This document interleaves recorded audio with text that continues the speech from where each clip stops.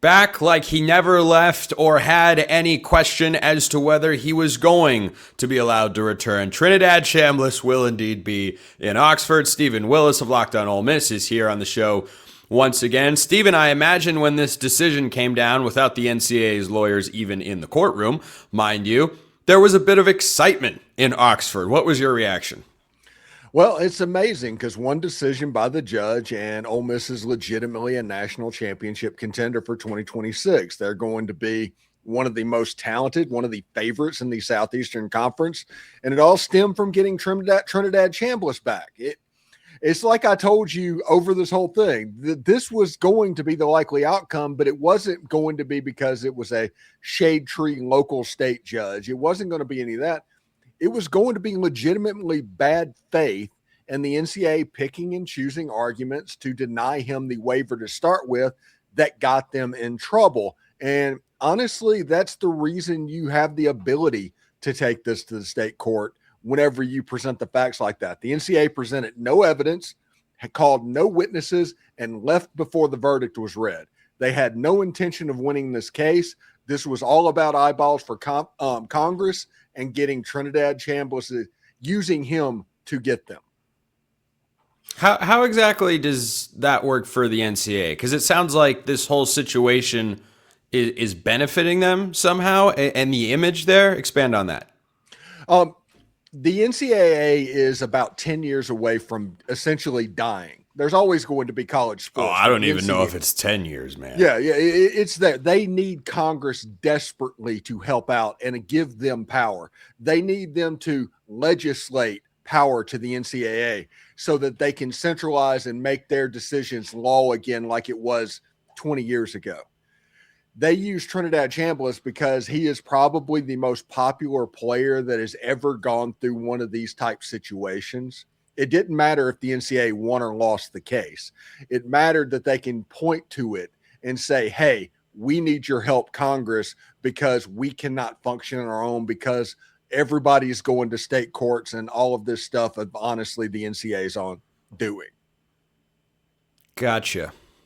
Okay. That makes some sense. Now, I want to just preface this for the Ole Miss fans out there by saying I'm not coming on here as a hater of the Rebels. I love watching Trinidad Chambliss play football, but as host of this show, I am obligated to ask the tough questions, Steven. That is why they pay me the biggest of bucks to host this particular show. Is an outcome like this, where Chambliss is going into now his 6th season of college football, bad for the sport? No. That I think there's a common misconception on this Trinidad Chambliss case that has gone around nationally. And hey, good for anybody that is wanting that to get out there. But this is a medical hardship case, the same thing that has been done for 50 years in the NCAA. Before the NCAA started handing out 8th and 9th years like candy, you had the rare 6th year senior because of something happening medically. The NCAA admitted in court that Trinidad Chambliss, if he was at Ferris State, it would have been a rubber stamp for him to get the medical hardship to keep going for a 6th year. The whole problem was the fact that D2 and D1 have different standards and the bureaucracy kind of got in the way. This honestly was, like I said, the perfect example of why the court avenue is useful. Because if you look at the letter of the law, what's going on, he would have been eligible in D2. He wouldn't have been eligible in D1.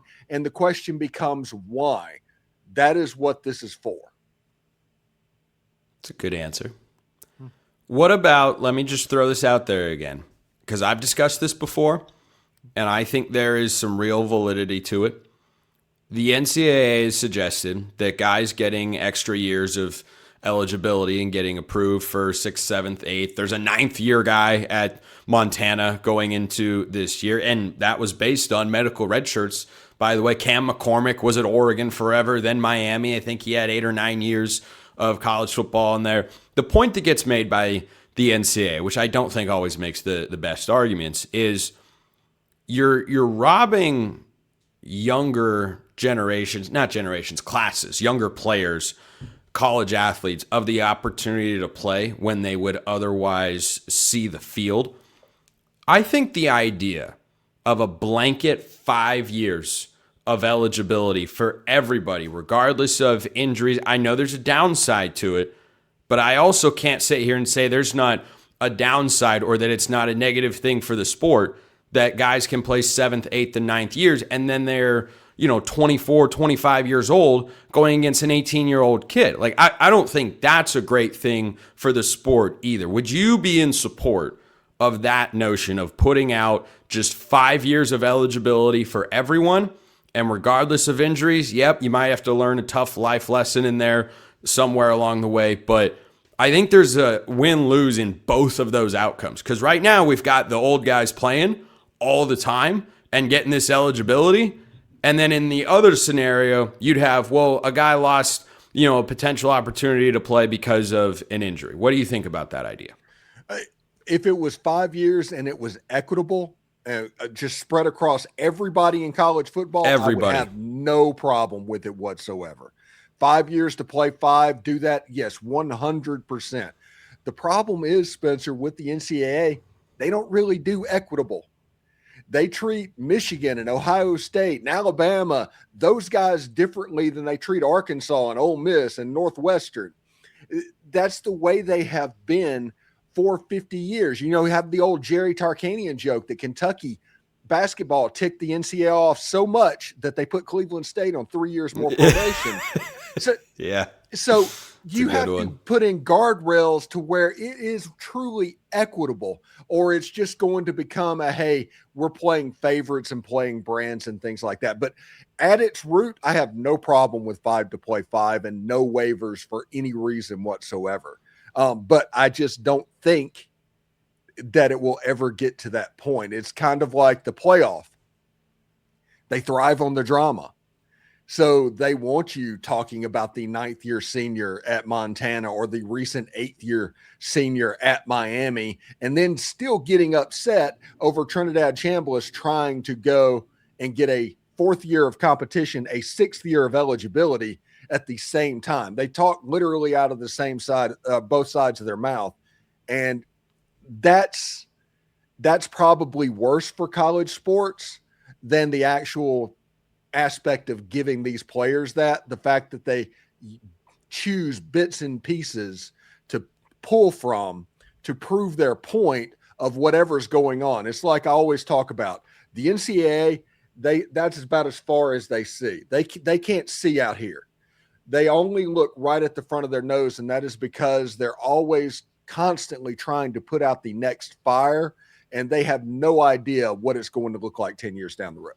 I don't know that anybody does, quite frankly. And I see the appeal and also the inherent downside if Congress were to get involved and then grant them an antitrust exemption so that they could operate as a governing body as the other sports leagues do at the professional level. But then you can open up a whole other can of worms in that regard, because then, well, do we have to just treat these kids like employees? Are we still paying for them to go to school? What exactly does that all entail? I don't know. I don't think there's a good solution like if you continue with the way it currently is, well, we see the downsides that we've got. If you go down a different path, because we haven't seen and no one's driven down that road before, we don't know what kind of treacherous obstacles are going to be there, right? I think it's kind of a lose-lose for college sports, and we're all just sitting here hoping that it works out somehow. Well, you're sitting here hoping that it works out somehow for your team. The outrage that I saw after the Trinidad Chambliss verdict is almost 100% by teams that are playing against Trinidad Chambliss next season. It's funny how that works out.